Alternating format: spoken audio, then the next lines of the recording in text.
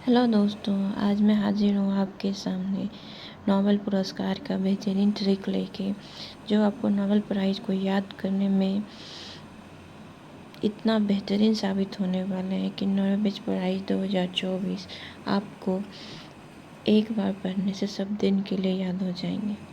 तो देखते हैं। नोबेल प्राइज़ 6 क्षेत्रों में दिया जाता है, जिसमें कि फर्स्ट है चिकित्सा का नोबेल प्राइज़, जो मिला है विक्टर एम्ब्रोस और गैरी रूबिकन को। और ये अमेरिकी देश के हैं। इनको मिला है माइक्रो आरएनए की खोज और जीन विनिमन में इनकी भूमिका के लिए। तो आइए इनको याद करने की ट्रिक को देखते हैं। तो विक्टर को हम और गैरी को हम गरीब से डिनोट करेंगे। और इसको याद करने की एक आसान सी ट्रिक है कि गरीब विक्टर चिकित्सा के लिए दवाई खरीदने गया। गरीब विक्टर चिकित्सा के लिए दवाई के गरीब विक्टर चिकित्सा के लिए दवाई खरीदने के लिए गया। तो इसके लिए हम आसानी से इसको हम याद कर ले कि गरीब विक्टर चिकित्सा के लिए दवाई खरीदने के लिए गया।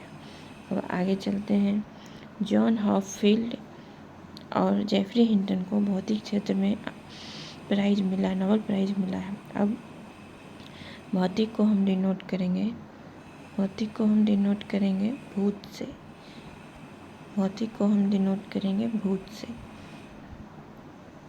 भूत को देखकर जॉन वी फील्ड छोड़ दिया और हिंटन भी हट गया।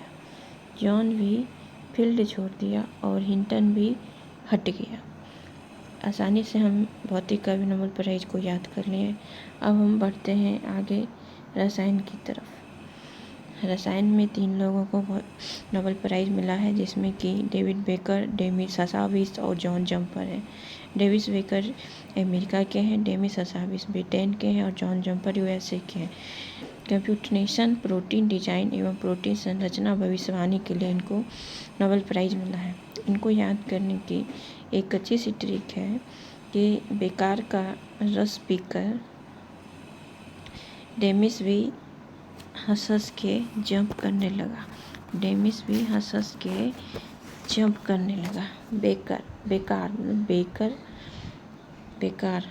बेकार को हम डिनोट करेंगे बेकर से। बेकार का रस से रसायन, बेकार का रस पीकर डेमिस भी हंसने लगा और जॉन भी हंस के जंप करने लगा। बेकार का रस पीकर डेमिस भी हंसने लगा और जंप करने लगा। तो इसको हम आसानी से ऐसे याद कर लिए। अब आगे बढ़ते हैं। और इस तरह से आप याद करेंगे तो आप रिलेट करके याद करेंगे तो आपको बहुत दिन तक ये याद नहीं। या फिर एग्ज़ाम में आपके सामने में ऑप्शन आ जाते हैं तो वो चीज़ आपको वहाँ पे याद आ जाएगी। अब आगे हम चलते हैं शांति का नोबेल प्राइज़।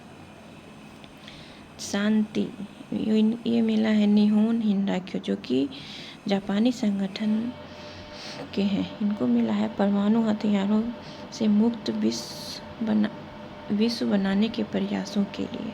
अब देखिए, इनको याद करने की एक बेहतरीन तरीका है कि शांति क्यों वो शांति क्यों नहीं मिल रही है। शांति क्यों नहीं मिल रही है।